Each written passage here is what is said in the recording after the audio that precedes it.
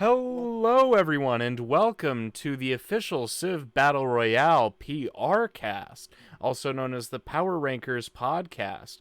You are joined by myself, JMAn, the aka TickieJames, aka Video James for anyone on YouTube or anyone on Twitch. And hello, Sarah said Sarah, who's in the chat. Today we're going to be covering episode 1 of the Civilization Battle Royale X Season 2. Joined with me are my two co-admins and one power ranker, and possibly more power rankers to join later on because we're a little bit loose with the rules here. But here we have Admiral Cloudberg. Hello. Lacsirax Ariscal. Technically, I still don't have admin privileges, but I'm seeing that as an oversight. That can change soon. We'll find out. And Shaggysnorlax. The one who's never had admin privileges. And never will. Yeah, to be honest, I granted admin privileges partially, freely. I gave them to Gly, aka Sir Malik, first, but that was because he was the only one that knew how Google Sheets worked at the time. And then I just went, Cloudberg is really good at his job. I'll give it to Cloudberg. And then I said, Lax is really good at her job. I'll give it to Lax. And here we are. I can't believe that Gly used to be the one who was in charge of the sheets and doing all that stuff. That's incomprehensible to me. Oh Yeah, God! Well, he would meme on the sheets all the time. Like he made funny little sheets that just had a bunch of color shows on them, and I remember thinking those were funny. But now it's a lot more streamlined, anyways. I remember. Oh God! Remember how we had to figure out? Oh, your total has to equal 763 before you're set with your rankings, and then people would have to go and check through the ranks and make sure they didn't fuck anything up. Oh, that's what it was like back in the tier ranking days. We didn't have all that. We're talking about a Google sheet that's completely private to most people watching this. Let's talk about something different. Yeah. All right. I don't know. I think people find it interesting, how it works on the inside. All right.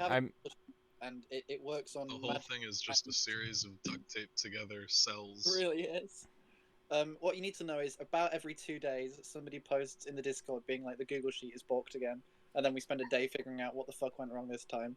And then something goes wrong again 2 days later. Yeah. And somehow we produce power rankings that makes... Okay, no, they don't actually make any sense, but whatever. It's a nice routine. That's wrong. Our power rankings are a lot more streamlined now. In the background, we have episode 1 running on mute. For anybody that's curious. So if you guys, have no idea what we're talking about, don't use the video as reference. The video might be entirely disconnected from what we're talking about. But I suppose we should get the cat out of the bag. What's happening with Jamaica? I don't know. They're just not bad. It's like everyone else is the thing. It's one of those times where Jamaica doesn't do shit, and then nice that.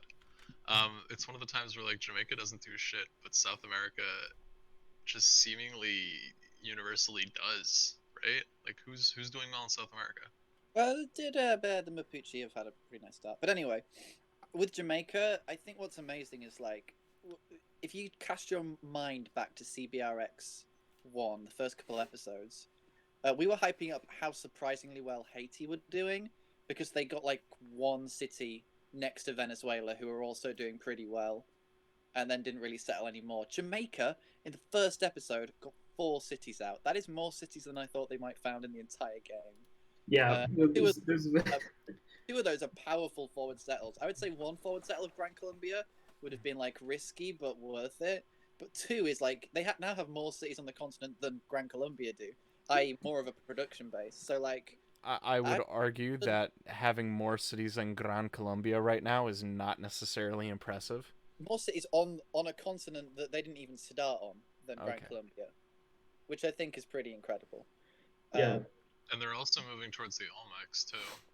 Yeah, although again, Olmecs I never saw it being a major threat to them, but Yeah, it's amazing. Can they keep it up? I don't know. I think it's certainly a good sign. Obviously, AIs do have biases, but those, as I'm sure you're aware, those biases are slightly randomized every time. And it certainly looks like they're being more expansive, far more aggressive than usual. Although, obviously, we don't know.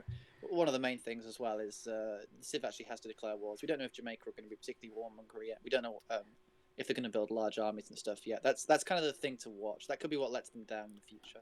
Right. Yeah, That's so Jamaica's I was just Jamaica's most famous previous performance. It was a True Start location Caribbean game. They only founded one city, so we're already just way exceeding expectations. And I guess this could be their peak. It's like, next part maybe everyone declares war and then they build 2 units and they die. But we're gonna assume for the moment that that won't happen.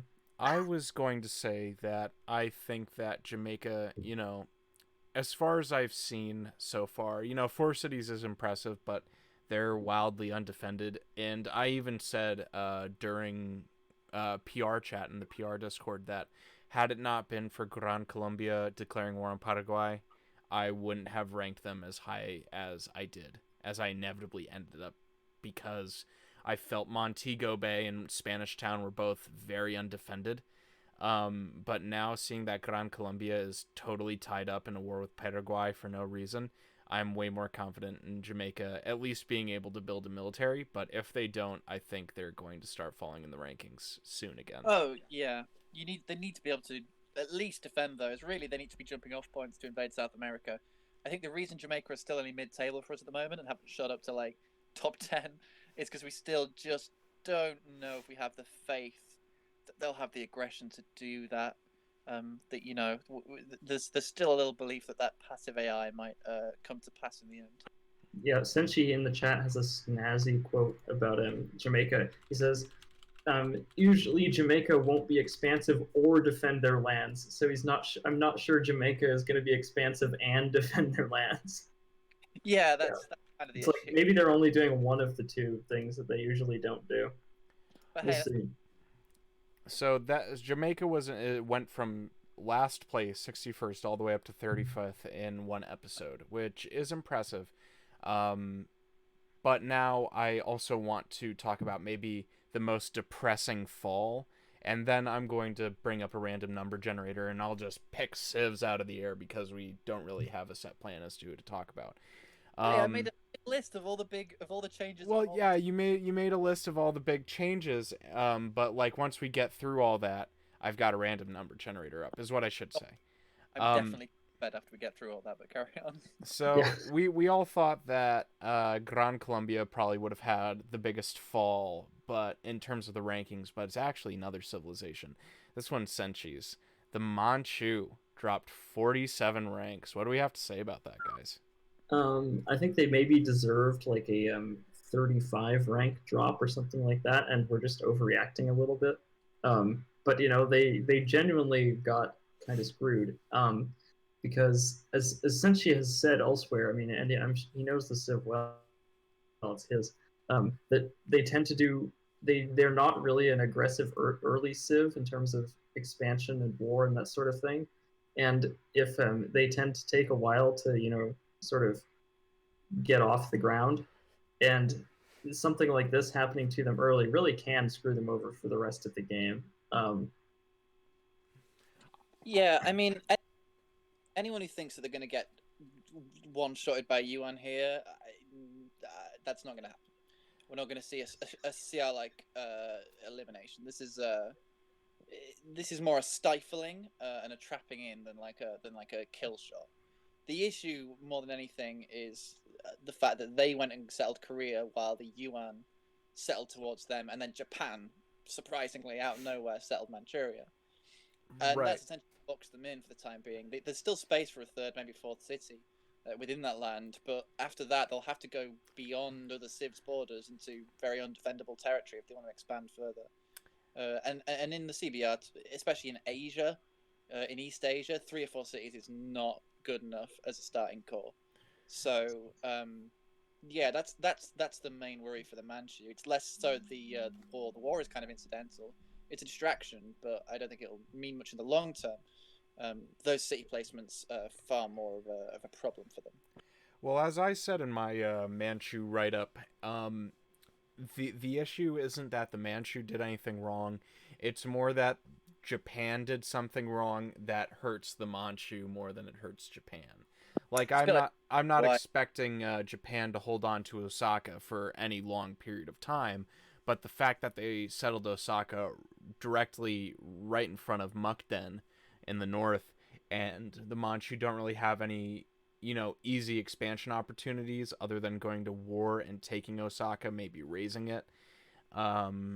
It's just not a good start for the Manchu, and it just kind of hinders them, whereas Yuan just has a lot more room to grow and expand up until, the inevitable Asia War starts. It takes away a lot of their options, right? Like, because when you have all this space, you have options. When you have a few different directions to invade, you have options. But when you're just kind of being, like, shoehorned into a specific area to settle, and then also have to deal with this, like, really early war, it takes away so many early game options that, like, give AI a bit of an out. Manchu taking Osaka is vital for the record. If they don't take if the Yuan take Osaka, that could be, like, a genuine game over moment right there. Being surrounded on all fronts by the UN, it's going to be incredibly difficult, because even if the Manchu build quite a big army, the AI is terrible at fighting on like 3 fronts at once. And Northern Yuan could take it even. That would be even worse, maybe. Yeah. Anyway, so, yeah, I would call Osaka a kamikaze settle, because it's like it kind of it kind of fucks both civs. But at the same, but the target civ takes it worse. Hold up, it doesn't fuck Japan. Let's. It's a bad settle by Japan, but Japan already have 2 cities on the home island with the 3rd one on the way. No, I mean Japan is not screwed because of this, but it's like it's a net negative for them. Like they put the production into the settler and they settle a city that then increases their science costs and so on, and then it's just like there's no way they're gonna keep it. So they basically just wasted a bunch of time and energy. Who is going to be like their number 1 rival other than the Chukchi in the early game? Is that not quite a good use of production? Sorry, what?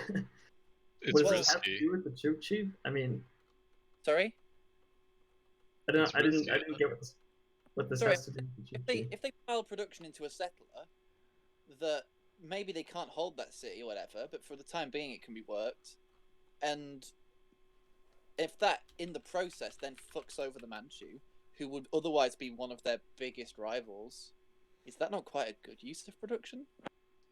I mean, I guess you could make that argument, but I think in the long run it would not be as useful as just like settling an actually useful city. That, like, for example, a city in Russia, or in Manchuria, but like on the coast. Yeah. Because I think that would have been a better use of their production. Yeah, for sure. We should also note the on turn 31. This is somewhat spoilers, but if you look at the minimap down where the stats are, you can see the Chukchi do settle Hokkaido. On turn 31. So Japan do already have an immediate neighbor there on the home islands as well to worry about. Oh man, I wish I saw that, because I usually use the maps as reference for any settles that I don't know.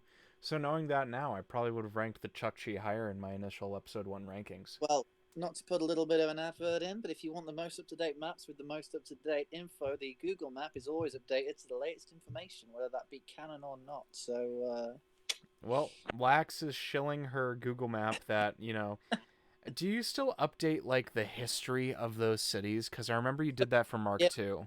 Back in Mark II and back in Series X1, I had full, like, lore for every single city that wasn't quite live updated, but, like, I would go through occasionally and just update it all. I say me, it was actually mainly my assistant through doing, who is AWOL currently, so that's not happening. I'm not going to do it this time. I don't have the patience, time, and energy. It's so much effort. Especially we can't even see half the cities now, so. Right. However, moving on, now that we've gotten past, what I think are going to be the 2 most important to some viewers, like, oh, how's Jamaica? And, oh, why did Manchu fall so low? let's talk about our new number 1, jumping up from 24th all the way to first place, Burkina Faso. What do we have to say about that, guys? Surprised the hell out of me. Yeah. Yeah, I didn't see this coming. I mean, I did put Burkina Faso number 1 of my rankings this week. In retrospect, now I think I would drop it to number 2 behind the actual number 2 Northern Yuan. Which wouldn't have been enough to change the rankings, so don't everyone get antsy about that. But yeah, their rise into at the very least the top 3 is completely justified. I mean, it's not just that they settled 5 cities. Obviously, that's the headline news. They're the first of 5 cities, way ahead of everyone else. There's only a couple of cities with 4 cities. I can think of the Dene and no, can I think of the Dene? I'm sure there's another one. Jamaica. Malacca. Spain have 4. Malacca only has 3. Oh, then Jamaica. Yeah, Spain, and but yeah, yes, so some others. Burkina Faso, one of the first of 5. It's not just that though. Nigeria, they've built quite a nice military for themselves, but they're only on 2 settles, and they're both really hugging the coast in quite an unpleasant scenario. On top of that, Zaire have kind of forward settled them, so Nigeria are looking really hemmed in. The Tuareg and the Vandals are doing about as well as expected, which is to say not at all.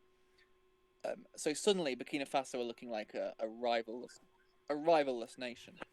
Now, I will say, as someone who ranked Burkina Faso first after episode 0, if you ended up finishing the part 0 PRcast, you had me sitting there going, I don't know why we didn't rank Burkina Faso in the top 5 when we chose Zaire instead. Their uniques are awesome.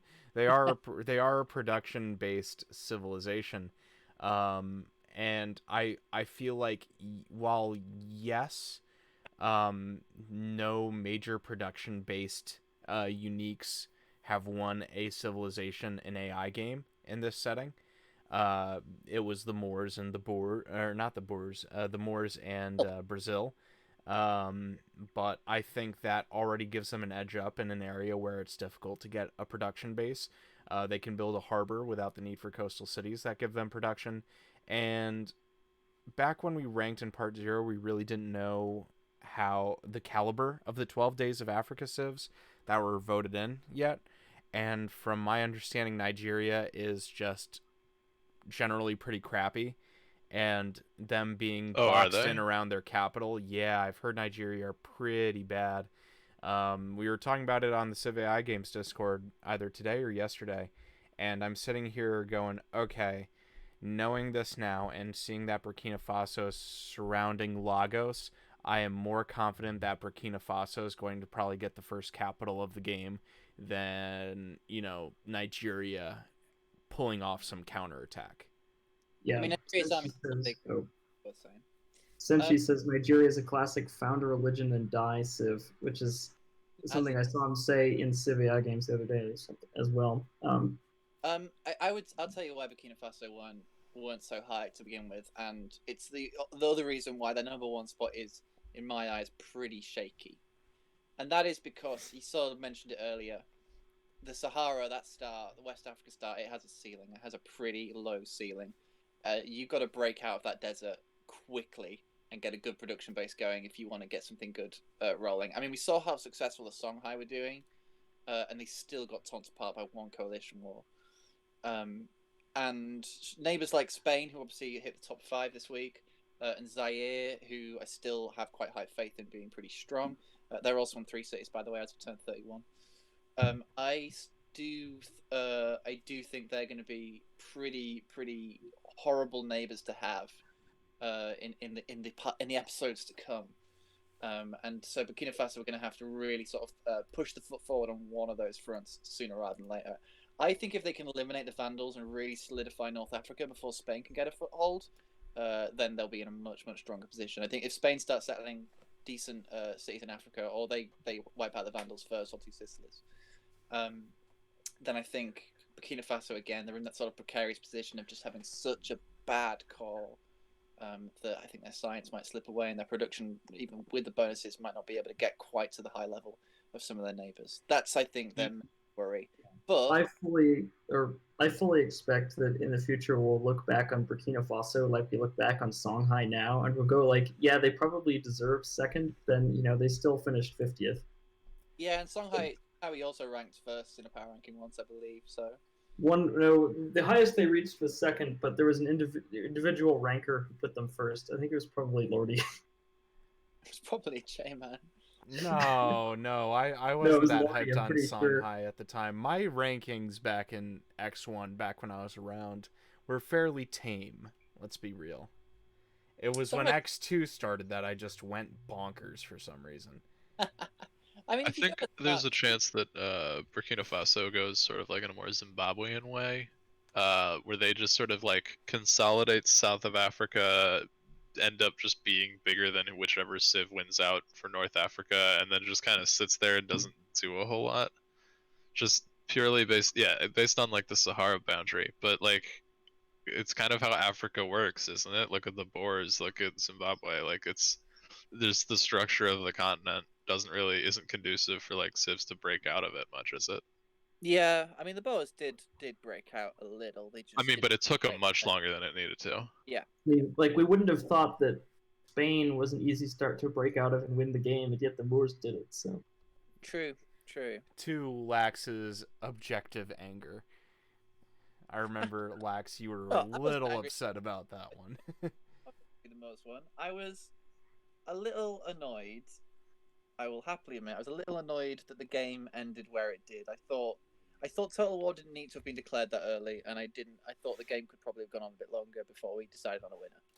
But I also understand that it was probably getting quite boring to watch. I also know that at the time, Blue Cassette were from my understanding, they kind of had their hands tied behind their back. Madagascar, and it as much as I like a good chunk of Colonialist Legacy civs, there's a lot of Colonialist Legacy civs that fucking slow down the game, and Madagascar was slowing it down a lot, and they still weren't dead. They hit 8th place, so even though they were, even weaker than most like civilizations, they survived for such a long time that their game slowing code just caused issues. And I think at the time, I will say real. I mean, yeah. Since she said, I thought you were gonna say fucking suck, like CL civs fucking suck. I think a good chunk of them do suck because they don't work. Yes, exactly. They're very pretty though. I can't take that away from them. What I was going to say was just an update for anyone who's not aware. Rion Monstrous, who's running the game, has said that they're currently up to about turn 1100, and they're actually a lot farther than that now. There was a message from Koyat that I think that the other day that said they're at turn 1400 now, which would actually make CBRX Season 2 the longest surviving 61 Civ Battle Royale. I don't think there are any others that made it to 1400. That's good. That optimization must have paid off then. Certainly at turn 1100, the turns were taking an hour, which if you remember what Mark II was like, what CBRX was like, Mark 1, the turns could take up to a day to process, so that is an incredible improvement. Oh god, back during Mark II, I remember being in the dev server and Rion was like, yeah, this turn took a week, and I'm like, what the fuck? Yeah, no, near the end of Mark 2.1, turns actually took a week. Yeah, so the fact that we're further than that now and they're taking an hour is absolutely incredible. Anyway. Yeah, PC has worked really hard, so thank them. Anyway, yeah. Should we go to... Who's next? I want to go down the list that Lax has set up, minus Jamaica and Burkina Faso.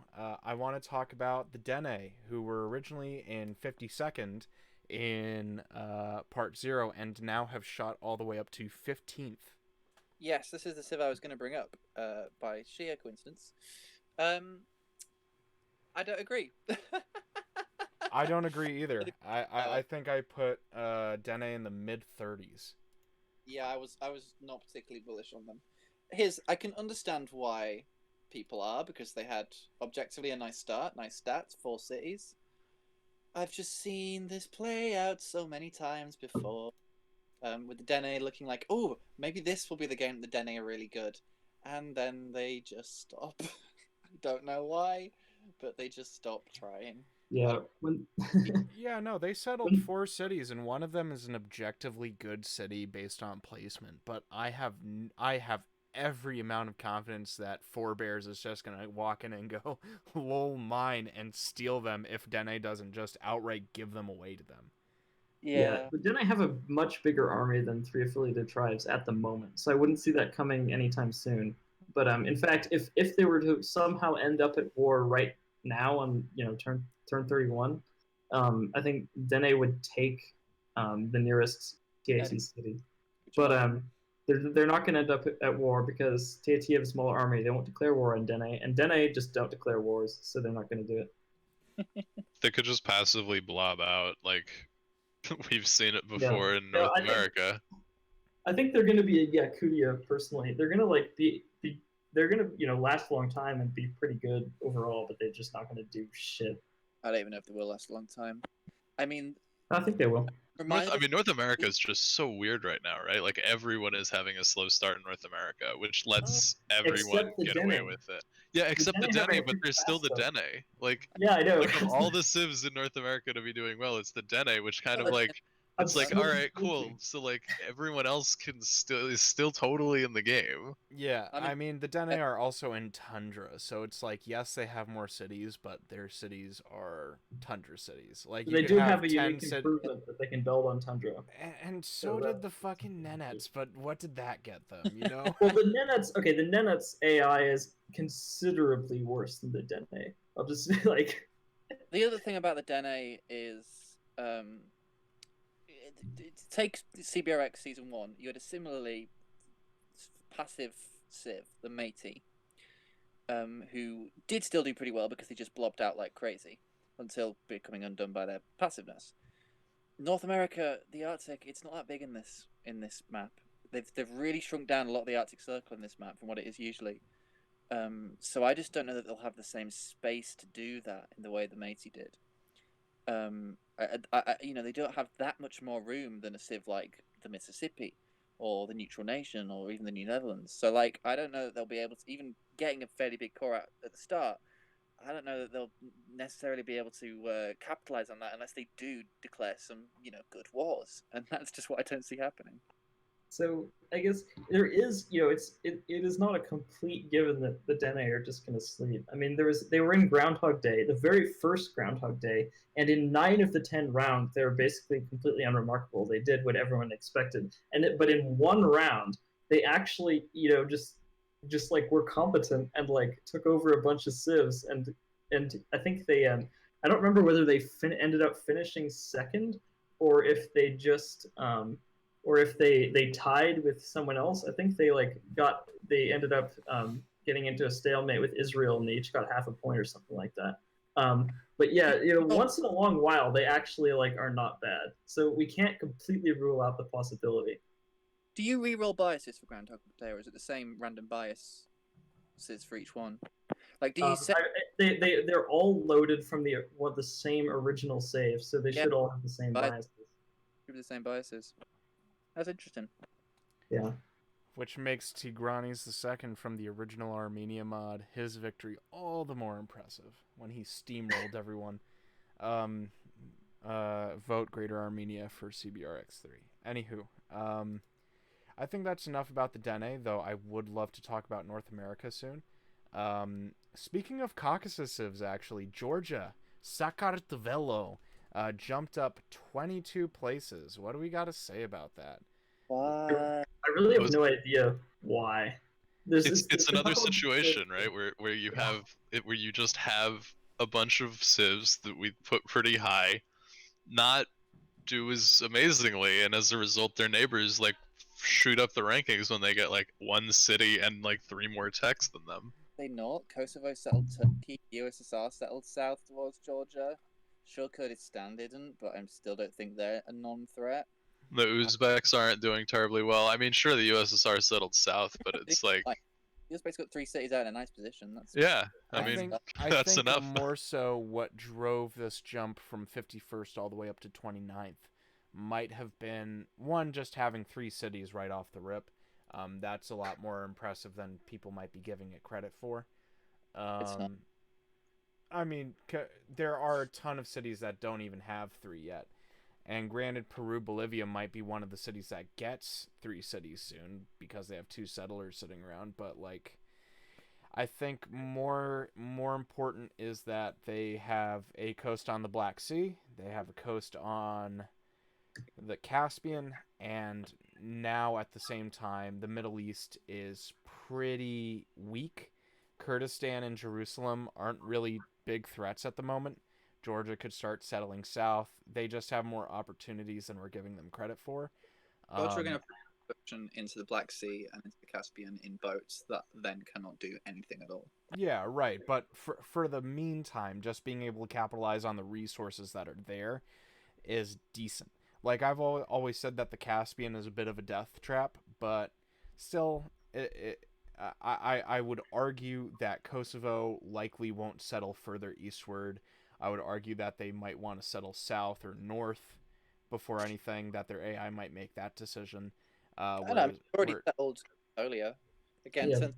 let's see.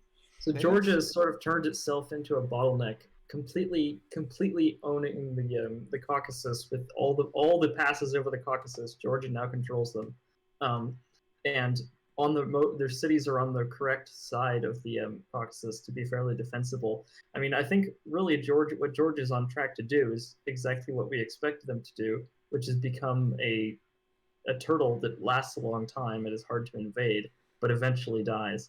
Probably in the atomic or information era. But yeah. Well, I bought stock in Georgia, and I'm a little bit more confident in them than you guys might be. But we shall see how that ends up rolling itself out. I wouldn't be surprised if 29 was their peak.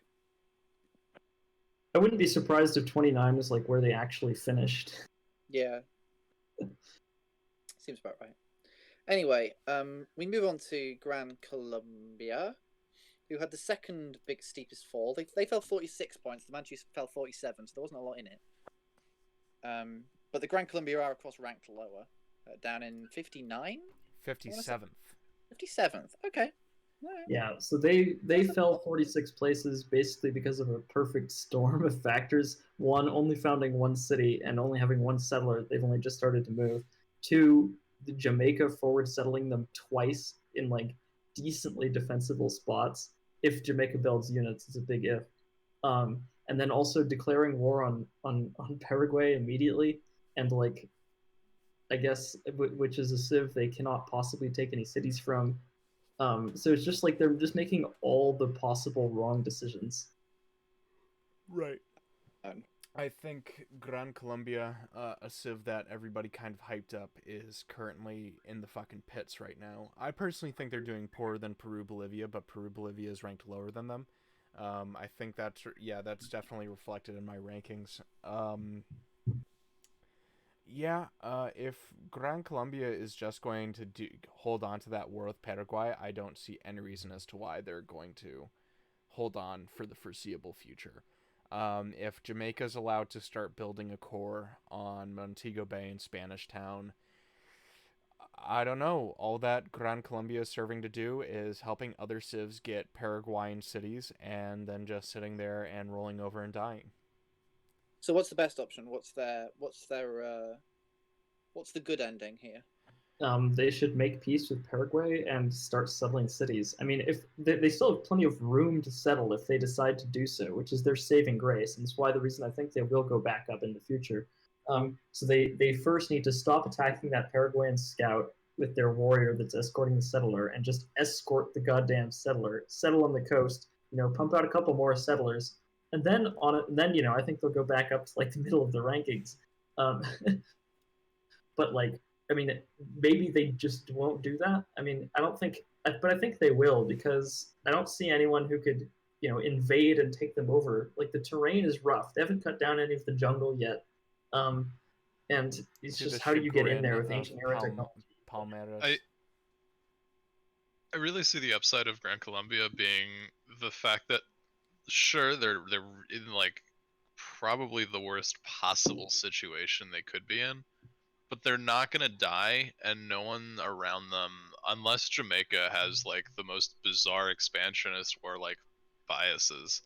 Like it's not like anyone else in South America is gonna come kill them. Paraguay can't invade them for the same reason Gran Colombia can't invade Paraguay.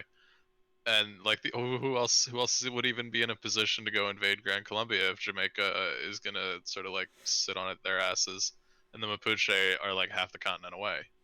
And before Jamaica pumps out 8 settlers and settles them in a ring directly around Gran Colombia's capital. I would love to see that, and I honestly, I would genuinely love to see that. But like, short of that, Gran Colombia has time, like, to catch up.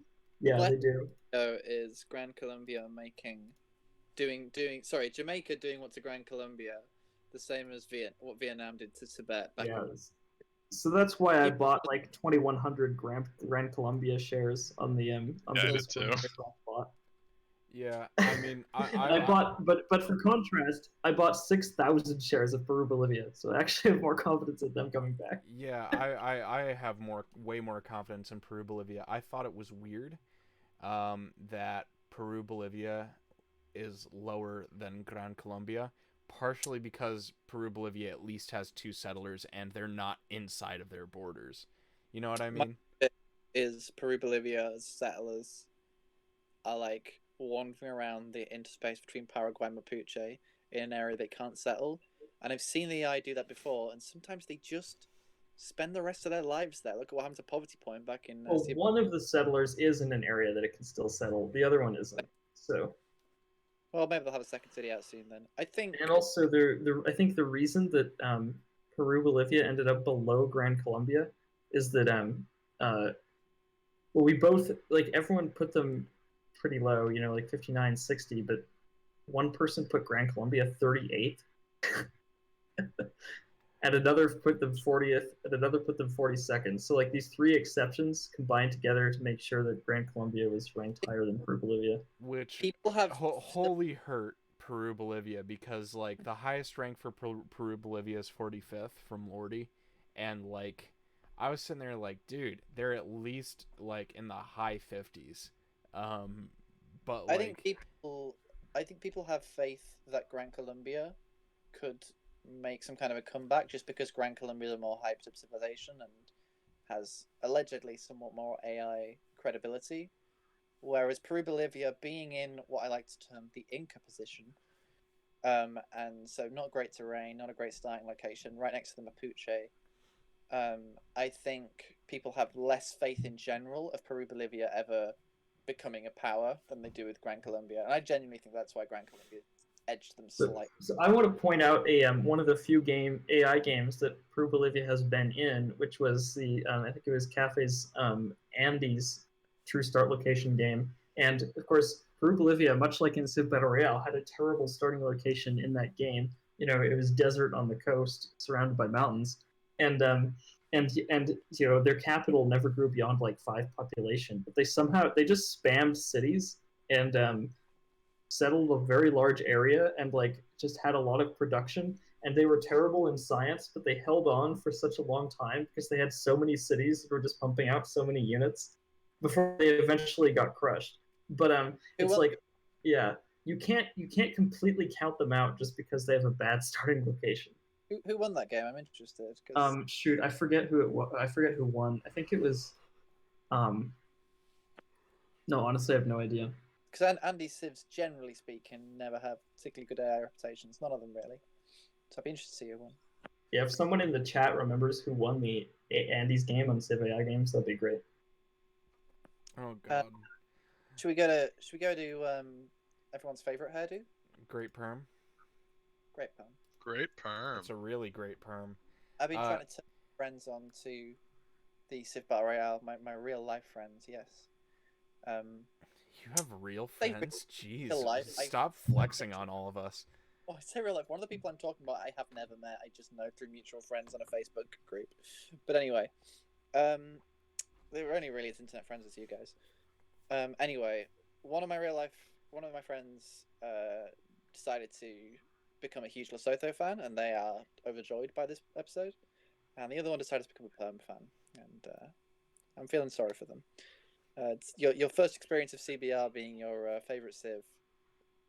Needlessly throw away a very good start with an appalling second city, possibly one of the worst second cities we've seen. I think their Perm's second city is objectively, well, I guess I think it's the second worst second city in the from episode 1, besides Tahiti's. But JMAn is.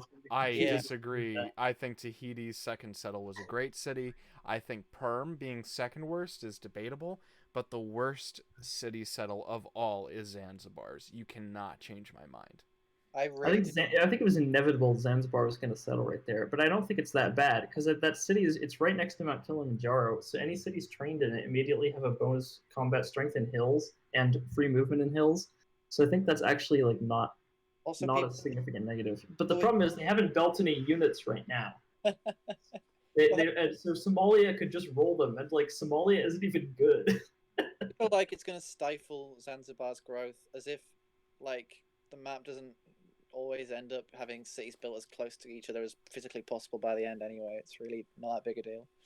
Anyway, not talking about Zanzibar, talking about Perm, and yeah, I mean, we were talking about the Nenets earlier, and Perm are kind of the success of the Nenets in terms of map location. And the Nenets had a horrible start, starting in the middle of snow, and that was one of the things, other than their generally bad AI, that really, really doomed them from the off. They just had such a terrible first, only cities. Perm didn't have to do that. They didn't have to do that. They could have settled some beautifully nice Ural cities, high production, maybe forward settle. In fact, they did forward settle the USSR again, turn 31, third city, roughly where like Nizhny Novgorod is. They're sort of encroaching on them now. Yeah. So Sero said Serio reports that the winner of Cafe's Andes game was Araucanía in Patagonia, with Chimu second, Ecuador third, and Peru Bolivia fourth. There you go. I've not really seen Araucanía and Patagonia. Unfortunately, they're not eligible for the Civ Battle Royale, so we can never vote those guys in. But yeah, they are. They're eligible. I thought we made them ineligible, given that they were. I'm pretty sure they were in voting this time, weren't they? They were ineligible for CBRX1 because a Chilean reader argued. I think it was a Chilean reader argued that he was just some crazy guy. But especially after the Mapuche riots that were happening last year and the year before, I said, well, it appears that O'Reilly means a lot more to Mapuche people than it would to Chilean people. And just and like we were, I think in my opinion we were implying that there was just kind of a little bit more of a bias against O'Reilly the first, and now we're like, okay, now O'Reilly's fair game. I mean, I don't know. To me, the whole thing is, we're getting into real ethical arguments here, but I don't like the idea of white European savior comes to lead native people. You're getting into real fraud territory. I think we're talking about something that we don't all fully understand, so I recommend we get off of it. We weren't there, and we will never be there, is the truth. Anyway, Perm doing shit, that's really all I have to say. That second city is terrible. That said, they're not actually out of it by any means. The third settle is nice. It's a nice forward settle in the USSR. If they can, it's not too far away from the capital, so if they can nicely reinforce that pretty quick, that's it's a decent little placement. And if they're reasonably expansive, it won't mean anything that they settled their second city there. They might have as well settled their sixth city there, and if there's their sixth city, nobody would care. So if they set a lot of cities next part, I'd expect them to kind of go back up. Yes, exactly. I think as well, not many people spotted that third city, so they were thinking they were just a 2-city civ with one city that was objectively useless. But that's not the case. That's not the case. They do have more cities. So Perm not as bad as the ranking shift, I think, would make you believe. I think we'll probably see them bounce back soon. I guess the one thing counting against them is that both USSR and Prague had pretty decent starts, so it's going to be a little more difficult for them in the future. But hey ho. Moving on, we've done Jamaica. Ooh, we have the biggest increase so far. The biggest raising in the stats, which I really didn't see coming even after episode 1, which is Malacca. Yeah, and so Malacca is riding completely off of statistics basically, because they're literally number one or almost number one in a number of different stats areas, which was a surprise, but is not something that can be ignored. Do they have a pantheon? Matter at all. I remember Mark II, the number one civ in every single statistic, pretty much in episode 1. Anyone remember? It was the Mughals. And I bet some of you didn't even remember the Mughals were in that game. Yeah, I mean, it's not reliable, but it's like we have little else to go on right now. So Malacca, I don't think putting Malacca, 10th because of that is unreasonable. But really, anything could happen. I mean, any of the other civs that are around Malacca in the rankings could also just collapse and go way down. It's extremely volatile. So, we take what we can get. I've got to say, rough starts for Vietnam, a rather middling start for Laos, and obviously an expectedly bad start for VOC. They're all playing into that as well. Yeah. Malacca definitely came out best, even just on city placements in the Southeast Asia region. So that's. I mean, they're doing everything kind of right for what they have to. Like that, sure. Yeah. Like we can talk about TSL all we want, but like they're playing the region pretty perfectly. Who was the Southeast Asian civ in Mark II? Sorry, in CBRX1.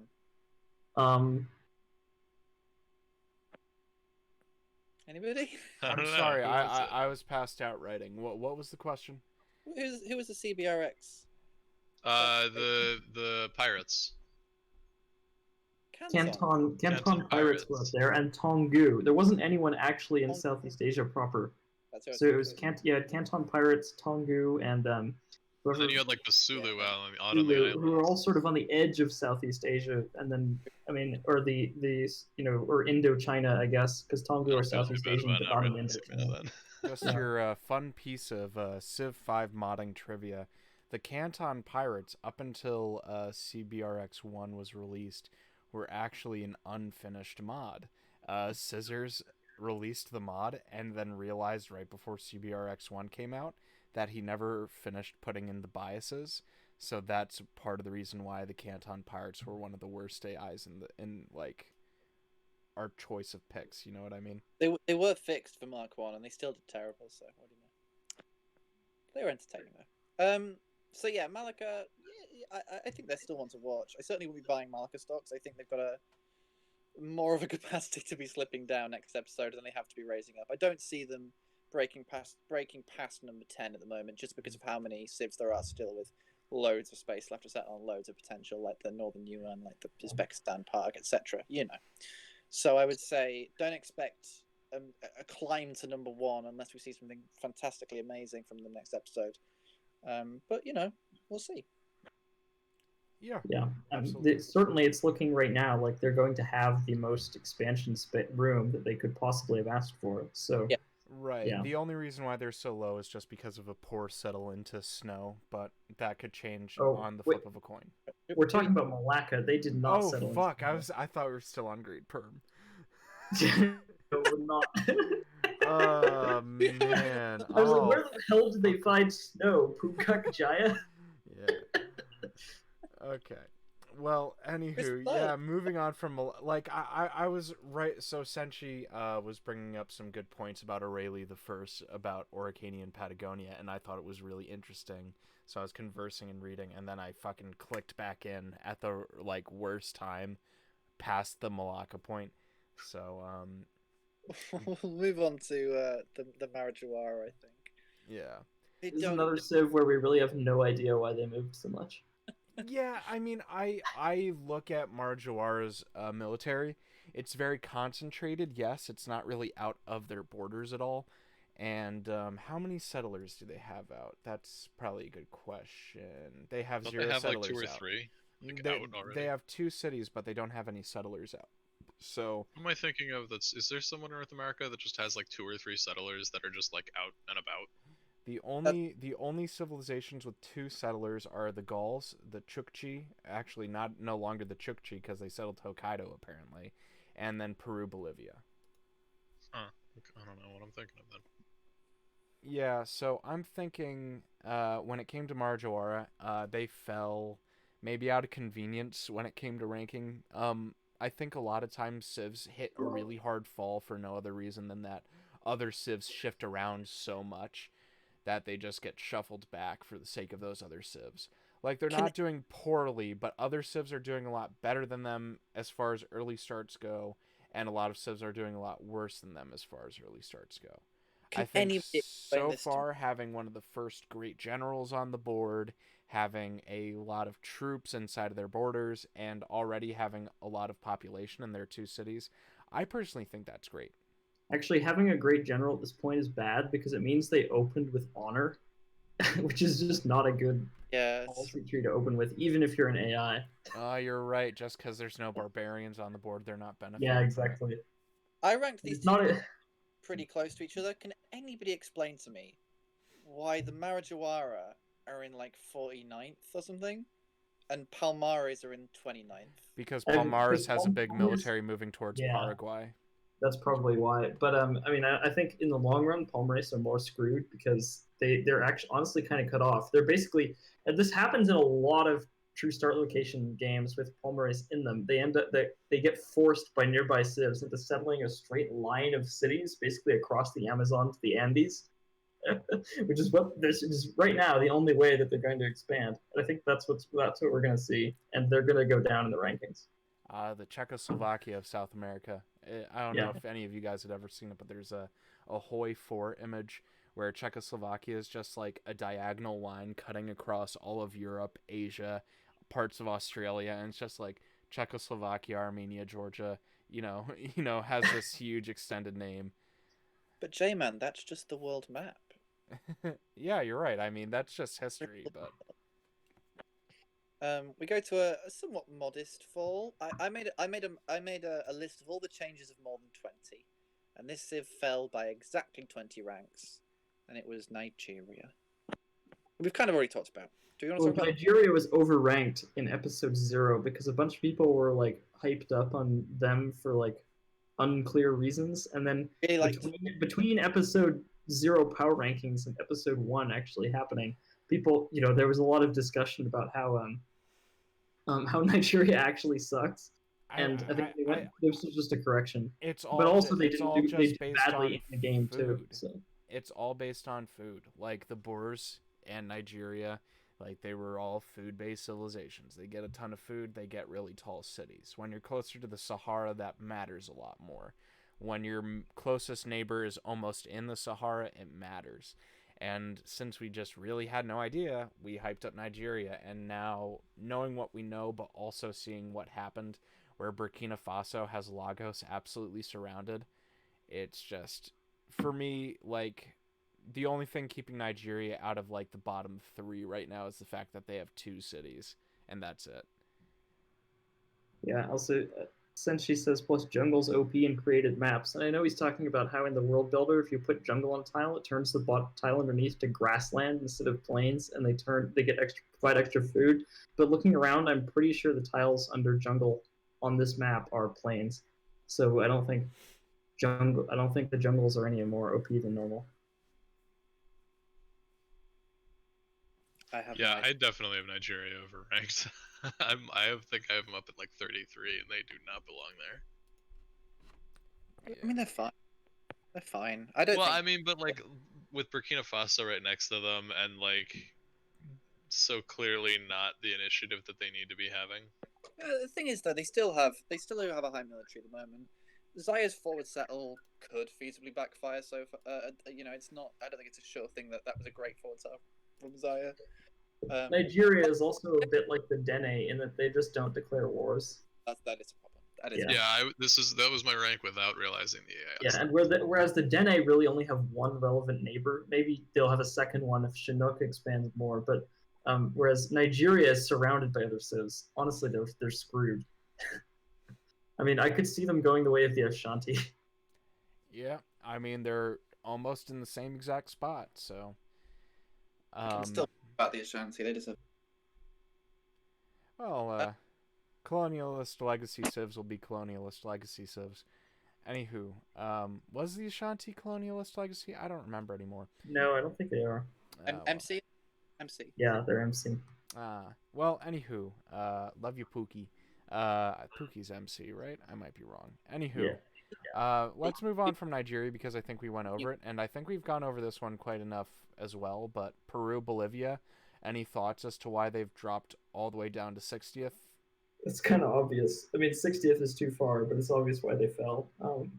Well, yeah, it's obvious they have one city. I think an issue is that the Nazca Desert from last X1, which was used to like buff the Nazca, is still in X2, which it's like if you want to make it one tile, that's fine. It was only big so that we could see geoglyphs, which we barely saw anyways. But like now, isn't the map like significantly reconstructed? Yeah, it is, but if you look at the slide where we get a shot of Peru, Bolivia, it's like everywhere that's west of Cerro de Potosi is just sand. Yeah, so I think that, I know Senshi is salty about that, but well, Peru, Bolivia has a history of doing well despite a bad starting location. So, and their starting location in the Andes game was much worse than one in the Civ Battle Royale. Because in the Civ Battle Royale, they have fish near their capital for food. In the Andes game, they didn't even have that. Literally, the only source of food was farms on desert and ocean tiles. That's a purge level. And they still finished 4th and had a big empire. I mean, my issue with PB, which I keep thinking of peanut butter. My issue with PB, which is why I put them so low, is PB and J, Peru, Bolivia, and Jamaica, and then what's in the middle? Grand Colombia. And then also Czechoslovakia. Yeah, my main issue is that they're focusing south and east. They're focusing on like the hotbed of Paraguay and the Mapuche, which is really not where they should be focusing on for south. I agree. I mean, Gran Colombia are also doing Suki, so they could really just like settle north, settle those Andes, nice high production cities, settle a bit of the Amazon maybe. But then again, that's what the Nazca and the Inca did, and look on to them. So maybe it's not such a good idea. I don't know. We can't really shit on the Inca too much. The Inca did really, really well. They just got buccaneered. So the Inca never did well. They were always bad. They never really beat anyone. They never really like won any significant wars of any relevance. Coughs in Argentina. So the Inca did like a tenth of the work. Chile did the big leg. Chile and Brazil did all the legwork. It was the Paraguayan War of Partition between Chile and Brazil. Anywho, we said what we need to say about Peru, Bolivia. I'm personally buying stock in Peru, Bolivia because I expect them to rise. I think you should. I mean, even if they go up just one rank, I bought 6,000 shares in Peru, Bolivia. So even if they go up one rank, I make bank. So the problem with this stock market is like, I guess you can go bankrupt by them being eliminated, I suppose. But dead civs revert to a share price of $1, so you can actually sell them back to like get a little bit back. You don't go completely bankrupt. You won't have enough to buy many shares if you sell off a dead civ, but you'll have something. Or you could do what TA did and just buy a bunch of Rome civs after Rome died, and then just hold them until infinity, with the expectation that they might get revived and you can break the bank. I mean, it's not even a bad idea. There's a couple of people who are already thinking of doing that. If you do that, why wouldn't you just buy every dead civ? The way the stock bot works, though, it doesn't actually end up doing that much. You just get a lump sum that's not even worth that much, depending on how far they jump up. So it's not like you're actually crashing the stock market. Blue Sox had a way more complex stock market setup, though. So, I mean, he worked on it for a lot longer than this one has been worked on. Yeah, Sarah said, Serious says, what's the end game for the stock market exactly? It's literally just to make as much money as possible. That's it. Winner gets to have a self-insert in the next CBR or something. I don't know. No, I think like that we'll make an OC of them as a great job. No, JDT is correct. It's money. There is no end game. You just get money. You will be paid at the end of the CBR. Everyone's aware of that, right? Like Blue you get the paying out. Yeah, you get the real money.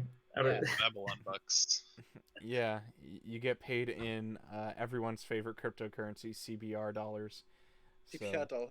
So It's Sarah says, "Cool, I've put everything in a Nangu stocks, so I'm on track for those bragging rights." Like, good luck, dude. All right, we've got 3 more civs left in the 20 plus rise and drops. The third to last is Sweden, which dropped 29 spots, all the way down to 31st. Yeah, 31st. I'm bitter. I'm very bitter. I love it. Yeah, I mean, so by the time episode 1 aired, I was already thinking like Sweden is overhyped because I'd seen them in Groundhog Day, and I'd run a bunch of rounds. I only released one of them, but I have more, and they're just not that impressive. It's like where did all these rumors come from about them being the most insane AI? And then here we are, and it's like, according to legend, they're supposed to expand massively right out the gate and build a massive army. They just didn't. I will say that as Senshi has alluded to many times in the chat, that GHD is not a great marker for civ performance, as we saw from how I was so biased against the USSR that I put them in the bottom 5 because I saw them in Groundhog Day. So yeah, if we give it some totally time, fair, I think Sweden will do fine. But I think, I can't think of any. Yeah, it's totally fair, but I also can't think of any AI games that Sweden has won. And I can't even. I'm sure there's been a couple where they did well, and that's where this came from. But I can't even think of those. So I'm like, at what point is it all just hype that is massively building on previous hype, and then it's just generally accepted that Sweden is an insane AI, but then it's not actually true. I mean, aside, they still have a great starting location, outside of, I guess, Finland, which is gonna sort of end up being one of those Prussia, Sammy stare down situations like last season. Other than that, they have a ton of space. There's not they're sort of just a further east version of last season's Vikings. Is Sweden Josh Whedon? Why? Well, there's a ton of hype about it, all this hype, and then the trailer for Justice League drops, and it's oh right, this looks fucking awful. Why did we think it would be good? Joss Whedon's never made a good film. I mean, the first Avengers film, was such a box office hit, and people loved the first Avengers film, so...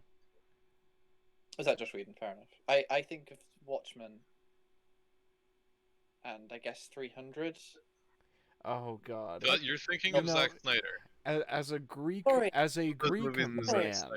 watching 300 as a Greek boy and thinking it was the coolest thing ever, that, oh man, my culture's got its limelight on now, and then going to college and then somebody brings up how, my fucking college professor's that the 300 movie is extraordinarily racist, right? I was like, oh my god, it is. Why are all the Persians black? Why are all the Spartans white?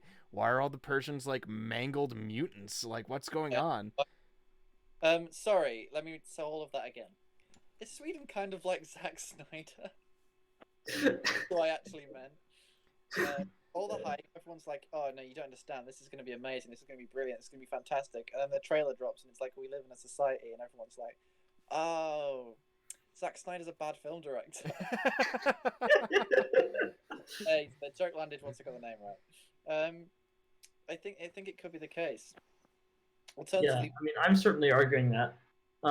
It's possible they turn around and just do well after all, but my personal opinion is Sweden's reputation is hype.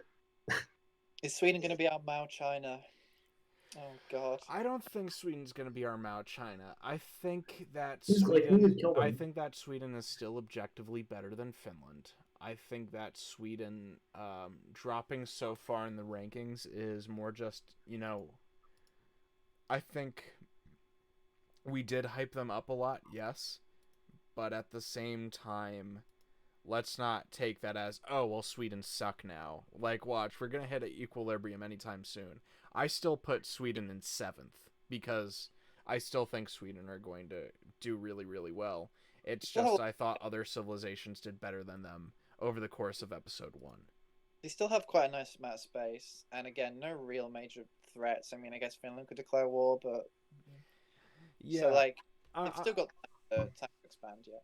I'm also, a bit bullish sometimes. I think that a lot of times our rankings could be considered reactionary in the sense that, Sweden just didn't have a good episode 1, but neither did Peru Bolivia, but we dumpster fired Peru Bolivia.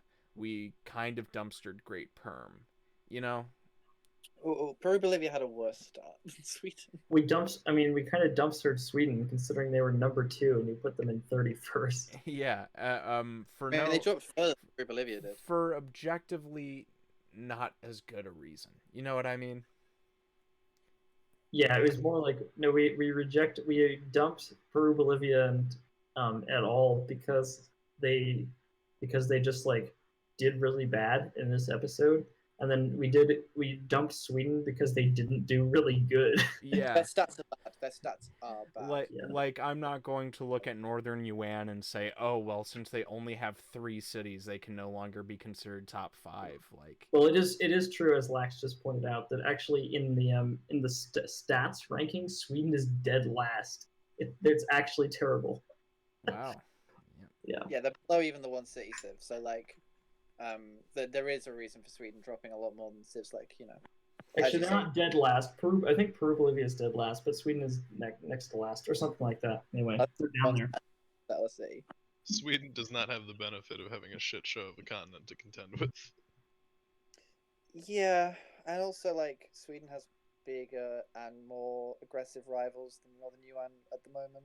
Well, we always expect that from Europe. There's always going to be, like, we could rank all the European civilizations in the top 10 because they're the top 10 AIs in the game, but they're so crowded together and they're so expected to beat the shit out of each other that at the end of the day, one of them's going to be in the bottom 50.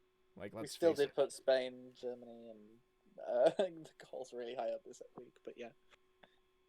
Should we go to Taiping? Who's our next one? Yeah, Taiping, the one that we grossly underrated and is probably doing the best in the Chinese theater, in my opinion. Taiping. I think the reason is because the just before all the AI games that Taiping had, or almost all of them that Taiping had been in at the time that we or before CBRX Season 2 was actually a different version, and they got updated and they now have better AI. Their AI used to be utter trash. It's like what like just only found 3 cities and then don't build any units and then die. But then they got updated and they're just like they're actually not bad now. I mean, the main reason Taiping went up in my estimations was a little bit more other civs really. The Yuan settled towards the Manchu, and the Manchu got bogged down in Korea.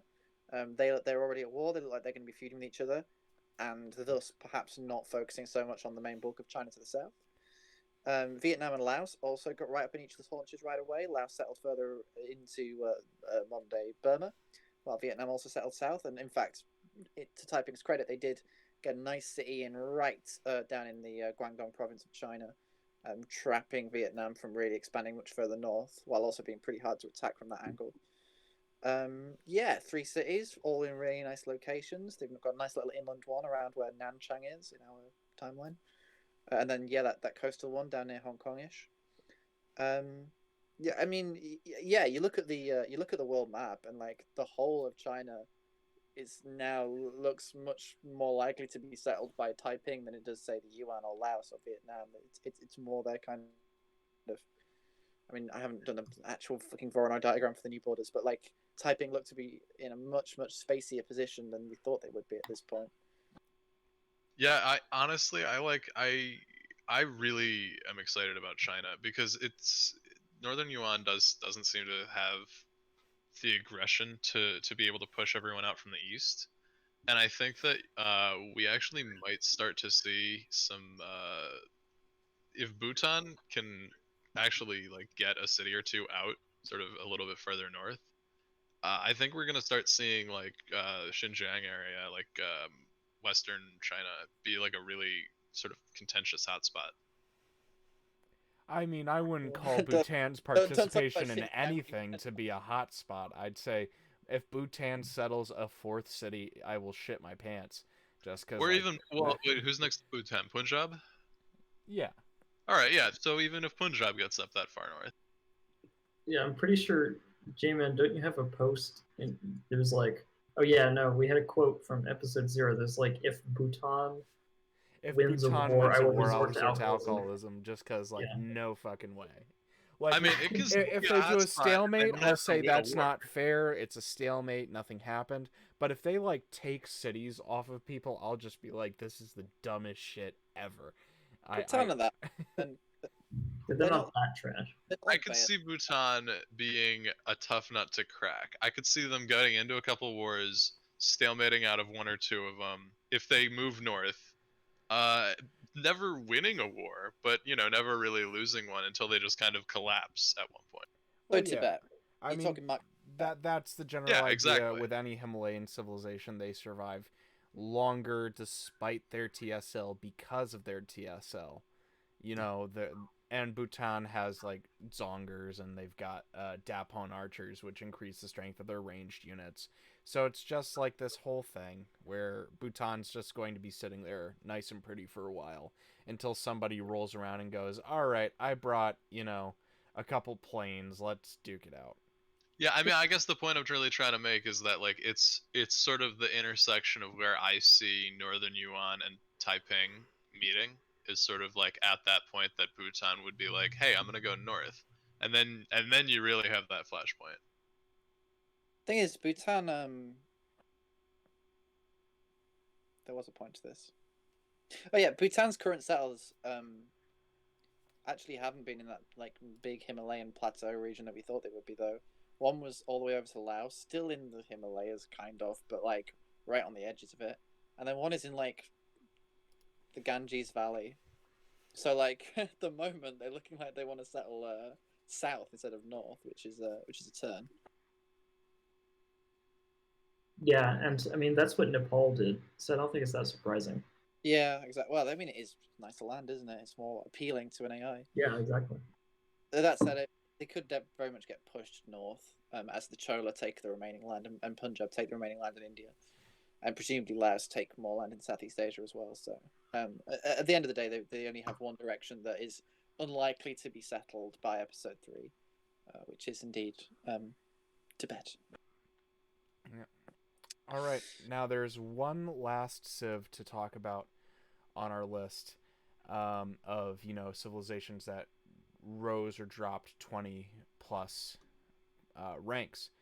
We will still talk a little bit after this, talking about certain theaters, things that interest us, things we want to talk about. But before that, we got to talk about Vietnam, which dropped 24 spots into the bottom 50, being Incredibly satisfying that Vietnam dropped 24 while Taiping rose 24 slots. That's so satisfying to me. Yeah. So Vietnam dropped into 51st place. Yeah, so this is another case where it was like a perfect storm of factors against them. They were the target of one of the first wars, and it's kind of exhausting their military. They're not going to lose any cities, but it's just not a great way to start. It's only in 2 cities, don't have another settler. Taiping forward settled them and cut them off from China. Malacca to their south is doing fairly well so far. It kind of looks like, honestly, I wouldn't be surprised if Vietnam gets kind of jammed into like its IRL borders, which is just not good. I think at the end of the day, they'll probably settle the Philippines, but this is like a Champa situation for Mark II.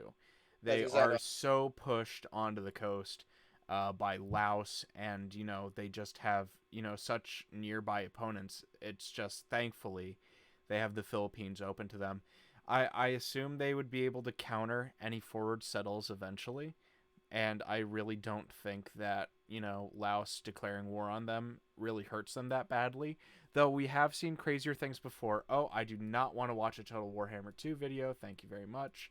So anywho,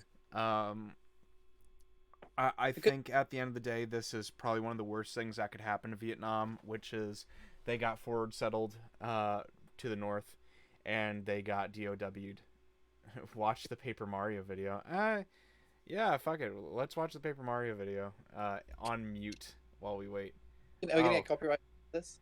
Oh, right, it's Nintendo. I can't stream Nintendo stuff. No, don't do that. Oh, God. So I can't stream Paper Mario. I'm sorry, guys.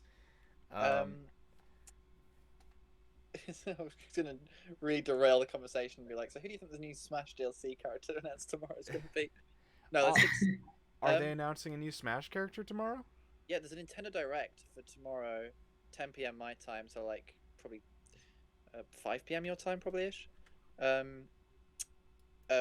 with the Smash DLC character confirmed and 45 minutes of fucking content, so it could be anything. Okay, cool. Anyway. But yeah, I would love to be on the Ho train right now. Uncle Ho is an ass kicker. What was that? Same, man. I'd love to be on a Ho train right now. Yeah, I thought Ho train was funny, but I'm still on the Ho train. It's just their ranks are not going to do good until that war ends and they start spreading out a little bit more. And I mean, here's how hashtag here's how Vietnam can still win. Survive this war, which they will do. Rebuild a military, invade Laos, which they could feasibly do. And then just like Laos before them, fail to take any cities. No, the key is succeed to take cities. They could feasibly do that. There's not. I actually think, you know, okay, here's my hot take. Neither Laos nor Vietnam takes the other's capital until artillery. I thought you were going to say neither Vietnam or Laos takes the other's capital, which is a take I much prefer. Just full stop. Okay, well that's also possible. JDT, what the fuck is that? Why did you send me that? Oh God, I need to watch that after the stream now. Anyway, okay. Well, I think, you know, we've talked about what's wrong with Vietnam. They're pushed to the coast, like we all said. Now let's move on to theaters. Things that, you know. Yes, I opened the link JDT and it creeps me out because I like jumped through it and I saw like the Turning Point America guy open his shirt and his chest was just Donald Trump's face. Okay, we're no. And I was like, what the hell? Anywho, so it's a really an interesting thing to talk about Hawaii. Yeah, I do want to talk about Oceania first and foremost because I want to justify that Tahiti being in 59th shouldn't be a thing. You go first. Oh, okay. Wow, way to put me on the spot there. But, so I have been arguing that yes, Tahiti are doing poorly in the rankings, but on the same side, Hawaii is not a militaristic civ, even though they do have a better military, according to the stat slide. But the actual island that they settled, the largest island in the Hawaiian archipelago, is probably the best production center of all the Oceanian islands that aren't Australia and New Zealand. And it not only gives them access to the now barren Western Central America and Baja California, which I don't necessarily expect them to settle, but it's an option, but it also cuts off Hawaii from settling eastwards, at least partially, which Cloudberg has disagreed with, but I am going to sit on my hill and die on it and say that Tahiti, I'm fucking buying a lot of stock in Tahiti because I expect them to fucking start kicking ass and spamming bazookas in the information era. Yeah, it'll be a great production base for Tahiti for the 2 episodes that they keep it. That's what I'm saying. I don't think Hawaii is going to declare war on them. I just don't think it's going to happen. I 100% think that's going to happen very shortly. No, I think they will. I mean, Hawaii is fairly peaceful, but they're not like Den A tier peaceful. They declare wars from time to time. And I mean, Hawaii is fucked. They have nowhere else to go besides into Tahiti's city. I mean, I think that makes it inevitable. Probably they'll declare war. And Tahiti cannot defend it. It takes them like 15 turns to get units there. They could settle Japan.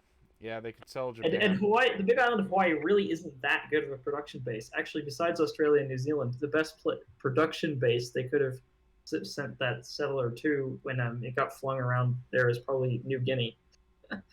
Yeah. Hawaii is the Big Island of Hawaii is okay, like on paper, except it's really close to another civ and they can't defend it, so it basically doesn't matter that it has hills. The Heat Eater me are on one city currently, and the only reason they're higher than Peru, Bolivia, and shit is because they're not as easy to invade at the moment because Papeete is so far away from the rest of the world. So, but as far as I'm concerned, they're all one city civ because Fa'a'a is just going to turn orange. Hawaii orange in this game? It's sort of yellow-orange. Yellow-orange in... They're citrusy. Like, two episodes. I call it episode 3 for RR is Hawaiian. That's my guess. All right, Lax, do you want to make a bet? I bet What, you. real life money? Yeah, real life money right now. Venmo. I don't have Venmo. $3.99 pounds sterling. Pound sterling, yes. The Queen's money. Yes, I assume that's $5 in American. If no, the pound's very strong. It's about $500 at the moment. Oh, okay. Well, so I am willing to bet you that by the end of, say, episode 6, Hawaii still hasn't taken Fa'a. I'll take you on a $5 deal for that. Yeah. Yeah, there we go. And I'm a man of my word. If I don't give you the money on time, you can just hound me and threaten to leave the PR, and I'll be like, fuck, I have to give her the fucking money. I owe her $5, shit. Meanwhile, I'm a cheating liar, so I can't promise you anything. Well, I have you on video, recorded on stream. I've got witnesses. Yeah, I could say this wasn't me and this was somebody else pretending to be me. But anyway, since you will do the same bet, all right, I'm finna make $10 right now. This is great. I mean, sure, man. We're gonna bankrupt JMAn. Yeah, he can't afford $10. Yeah, I'm gonna be dirt fucking poor. Like I'm barely scraping by, even though I have a studio quality microphone. I avoided getting food for this thing. And a full-time job as a teacher. Yeah, full-time. Well, yeah. Well, actually, that doesn't mean a lot because teachers get paid shit all. Yeah, yeah. Well, I live in Connecticut. You have to remember, like, we are the school state, so we get paid fairly decently.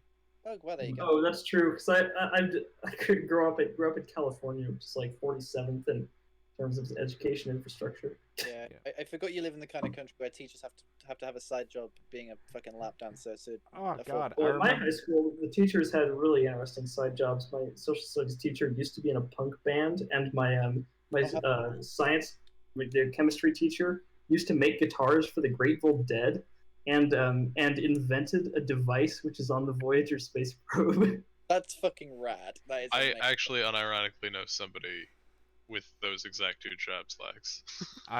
Three of my teachers, my photography teacher in high school, he has the patent for the golf ball, so he What?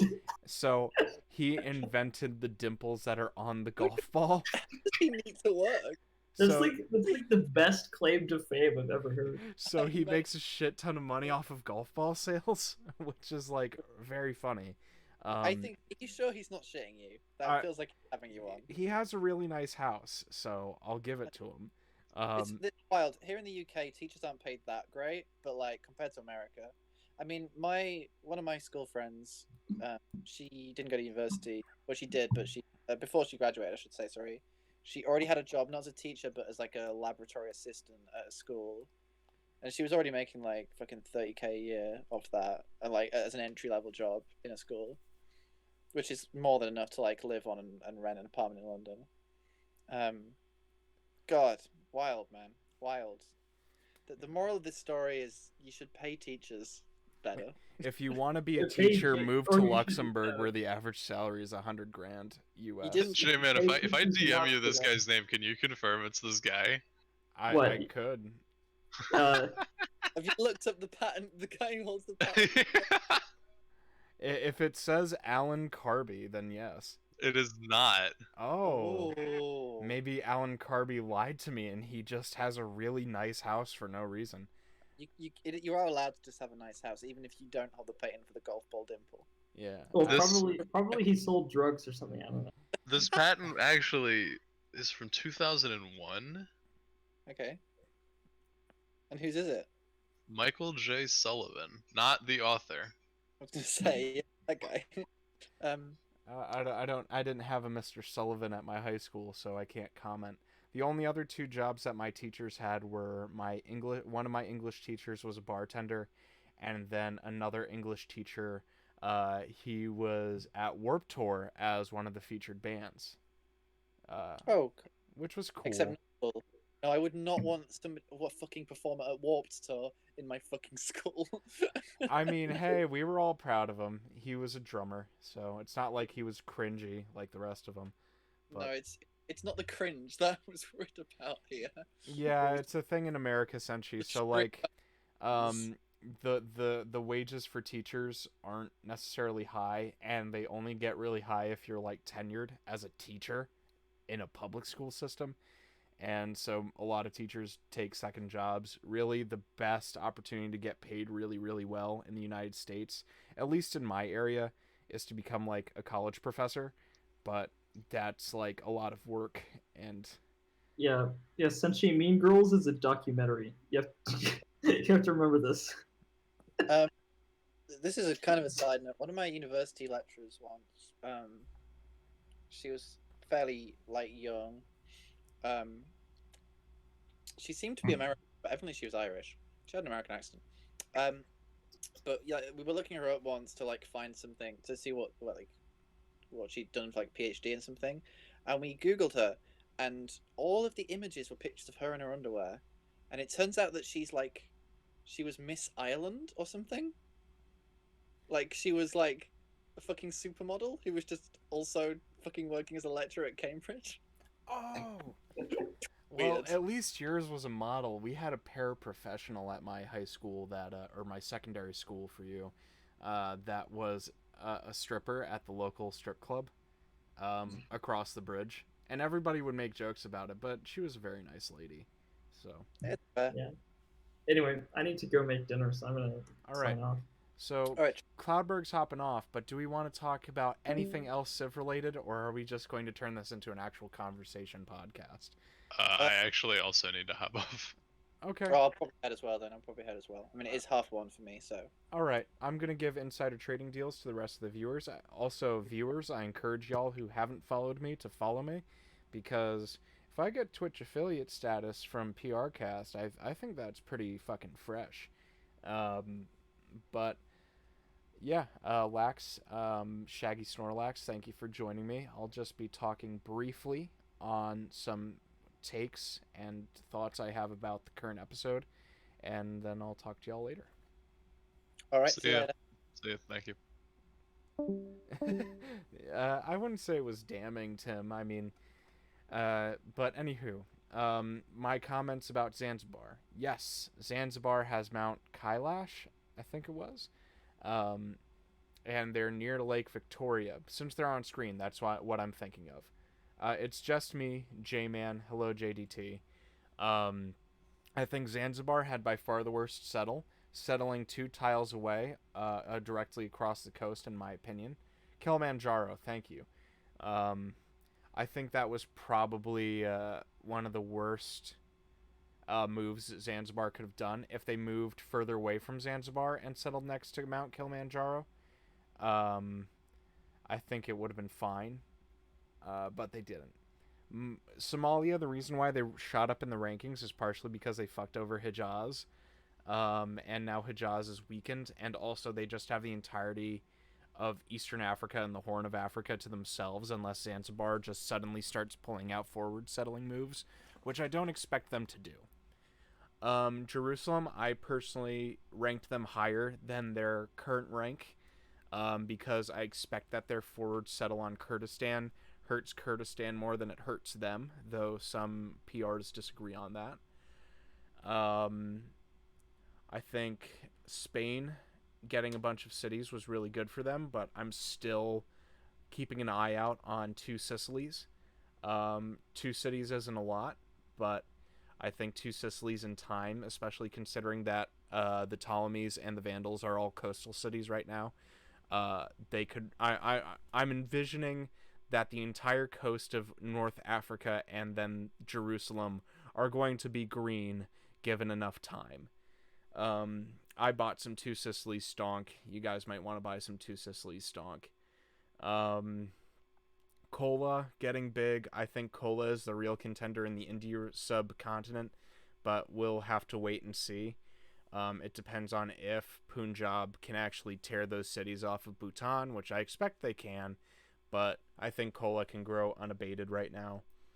But yeah, not much else to say. I'll open up that link that JDT sent, but I'm going to end the recording here. I might record the video later and just show it off to YouTube if I deem it worthy enough to be on my channel. But yeah, so let's watch the Jordan Peterson video that JDT sent me.